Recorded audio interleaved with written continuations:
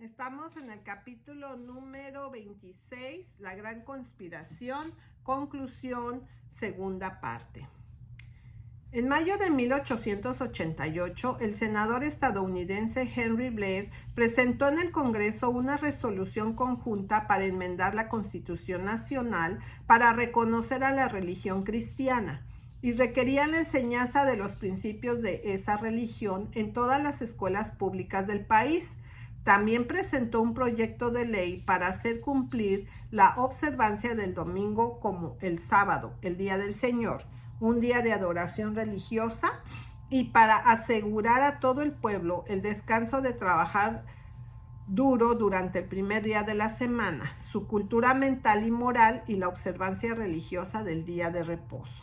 Como todo esto estaba en completa armonía con la instrucción del Papa a todos los católicos, se hizo sobre solicitud directa la combinación de la Reforma Nacional. Sirvió para atraer tanto a los reformadores nacionales y al papado cuanto más cerca de la unión positiva y declarada. En noviembre de 1888, la American Sabbath Union se convirtió en el poder predominante de la Alianza de la Reforma Nacional y el 1 de diciembre el secretario de campo de esa organización personalmente se dirigió al jefe del papado en este país, al cardenal Gibbons, en una carta pidiéndole que se uniese a ellos para solicitar al Congreso que aprobara el proyecto de ley para la promulgación de una ley nacional para promover la observancia del domingo como día de culto religioso. El cardenal se anunció rápidamente a sí mismo como muy feliz de hacerlo en la siguiente carta.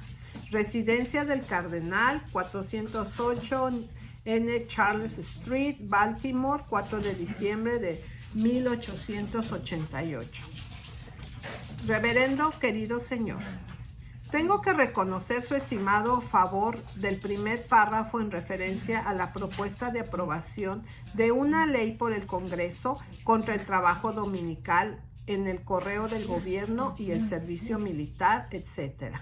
Estoy muy feliz de agregar mi nombre al de los millones de personas que están luchando loablemente contra la violación del sábado cristiano por trabajo innecesario y que se esfuerzan por promover su y la debida observancia de la legislación legítima.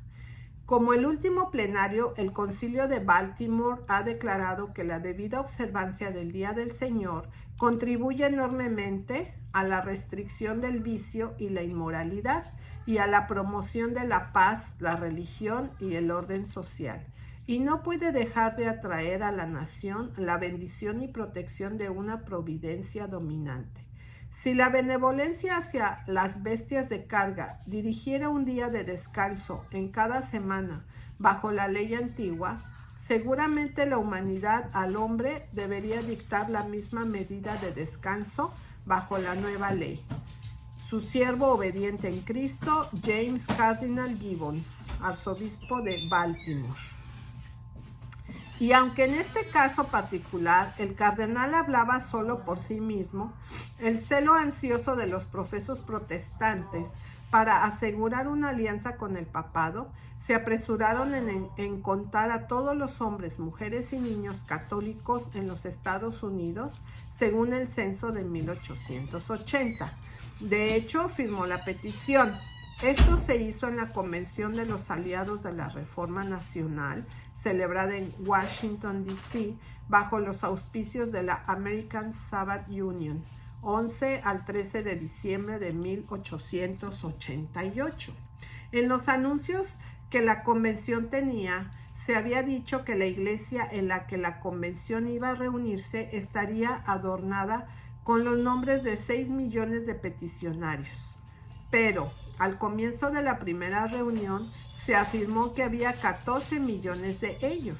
Se envió una pregunta de cómo el número había crecido tanto de repente. La señora Bayham fue llamada a la plataforma para responder a la pregunta, y cuando ella respondió la causa de tan repentino cambio y el enorme crecimiento, se explica por el hecho de que el cardenal Gibbons había escrito la carta anterior diciendo que era el más feliz de agregar su nombre a los demás y únicamente sobre la fuerza de su nombre. 7.200.000 católicos fueron contados como peticionarios.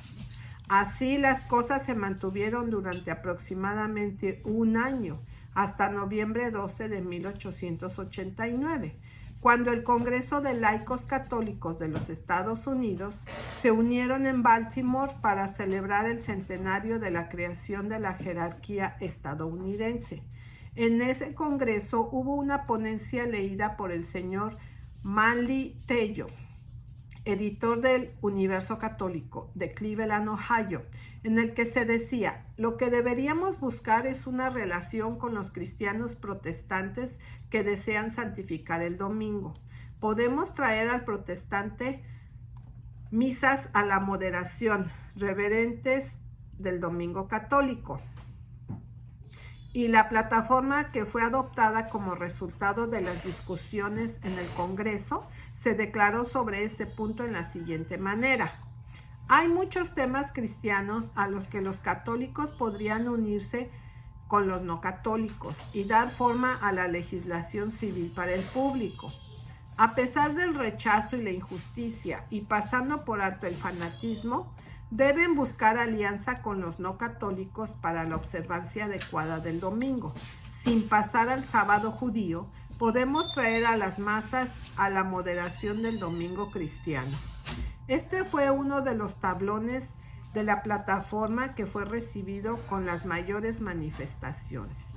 Y toda la plataforma fue adoptada sin discusión y sin una voz disidente, como todos los papeles que habían leído en el Congreso, así como en la plataforma, tuvieron que pasar la inspección de la jerarquía antes de que fueran presentados en público. Estas declaraciones son simplemente la expresión del papado en respuesta oficial a las propuestas del llamado de los teócratas protestantes. Llevaban tanto tiempo haciendo al papado. Como era de esperar, fue recibido por ellos con mucha satisfacción.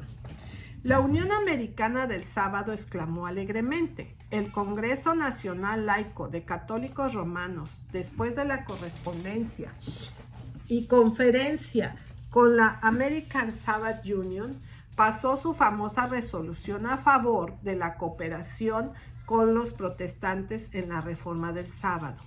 Esto no significa que el milenio se construya en un día. Esta es solo una propuesta de noviazgo y las partes hasta ahora se han acercado unas a otras tímidamente. Y en un discurso de templanza, en una convención de templanza en la ciudad de Nueva York, informó en el National Temperance para mayo de 1889, el arzobispo de Irlanda agradeció a Dios que protestantes y católicos se unieran para exigir la fiel observancia del domingo. Cuando una unión tan deseada como esta ha alcanzado la etapa del noviazgo, el matrimonio real no puede estar muy lejos de realizarse. Sí, ese matrimonio ciertamente estaba llegando, y como cualquier otra característica del papado, es contraria a la naturaleza de una mujer, una iglesia, que se casa con otra para que ambas puedan formar más fácilmente una conexión adúltera con el Estado, y el fruto de la confusa relación será solo lo que se describe en las Escrituras como un horrible anodino monstruo, exhalando persecución y muerte. Apocalipsis 13, 11 al 17.